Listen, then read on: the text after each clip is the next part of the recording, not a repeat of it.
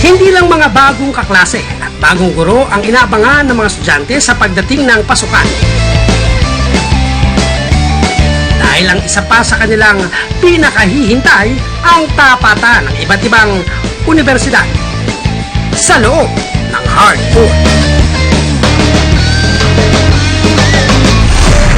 At isa sa mga collegiate basketball team na todo ensayo sa kasalukuyan, ang San Beda Red Lions. Pistulang mga gutom na leon nga raw ang miyembro ng kanilang kuponan. Dahil ang target nila ngayong taon, ang mabawi ang kampyonato mula sa kanilang karibal, ang Letran Knights. Ang Cebuanong si JB handa na rin daw mapasabak sa mainit na labanan ngayong taon. Kasalukuyan siya nag-iensayo at dumaraan sa matinding training bilang bahagi ng Team B ng San Beda Red Lions. Pag naglalaro ako ng basketball, parang nawawala lahat ng problema ko. Doon ako saya, tapos madami akong nakakaibigan. Nagmula sa maliit na isla ng Lapu-Lapu si JB, baon ng pangarap na maging professional basketball player. Nilisan ni JB ang kanyang probinsya para makipagsapalaran sa Maynila. At kahit isang taon na raw siya sa syudad, naninibago pa rin daw siya sa pamumuhay dito. Sobrang hirap kasi sa umaga, practice, tapos school. Ang apat na sulok ng basketball court na ito sa Mendiola ang nagsisilbi ngayong bagong tahanan ni JB. Alas 6 pa lang ng umaga, naghahanda na siya para sa kanilang training. Okay, pag wala, balik lang natin. Pick and roll tayo ulit. Bagamat ng mga oras na ito, wala pang laman ng kanyang sikmura. Busog naman daw si JB sa lakas ng loob. Lalo't ang bawat patak daw ng kanyang pawis. Dagdag puntos daw para sa unti-unting pagkamit ng kanyang pangarap. Sa loob ng isang araw, umaabot sa halos 4 na oras ang kanilang training. Talaga namang nakakapagod kung tutuusin. Pero syempre, pagkatapos ng ensayo, kailangan pa niyang labanan ang pagod ng katawan para naman sa pagpasok niya sa kanyang mga klase. Bukod kasi sa punto sa laro, mahalaga rin daw ang pagkakaroon ng magandang grado. Para sa akin, studies first talaga. Kasi yun yung advice sa akin ng mother ko eh. Para pag hindi man ako nag-success sa basketball, may mapupuntahan akong ibang trabaho.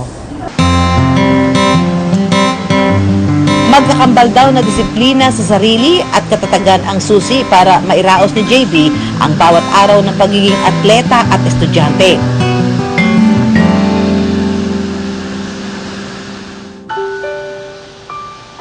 Bukod sa mga nakakalaro nila sa court, ang isa pang matinding kalaban daw ni JB ang lungkot na dulot ng pagiging malayo sa pamilya. Pero sila rin daw ang mismong tumutulak sa kanya para huwag sukuan ang pangarap. Encourage ko lang po sarili ko para kahit pagod ako, iniisip ko lang para sa kinabukasan ko at para sa pamilya ko din po. Nagtatabi rin si JB ng ipon mula sa kanyang monthly allowance dahil bilang panganay, may nakaatang din sa kanyang responsibilidad na tumulong sa kanyang mga kapatid. Buwan-buwan, nagpapadala ako ng pera sa pamilya ko, allowance ko, hinahati ko. Yung natitira, tipid-tipid na lang. Nang araw na yun, napasabak si JB at ang kanyang mga kakampi sa isang friendly match kontra sa Adamson Falcons. Pasok si JB sa first 5 ng kanilang grupo.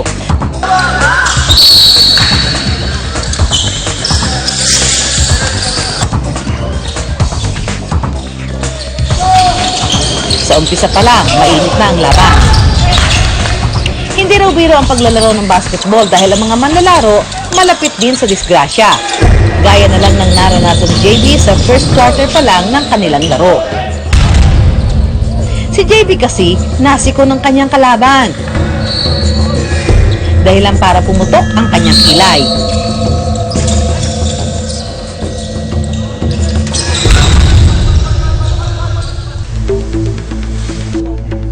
Agad siyang isinugod sa klinik para gamutin ang sugat.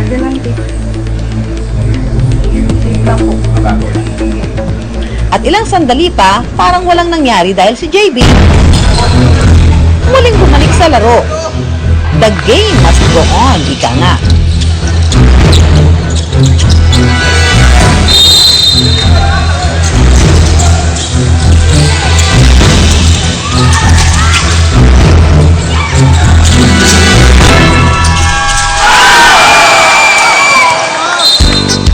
Sa huli, tila inalap ang koponan ni JB. Pero sa kabila ng pagod, pagkatalo at patuloy na pagdugo ng kanyang sugat, di raw napanghihinaan si JB. Dahil ang ganitong hirap, bahagi raw talaga sa student athlete.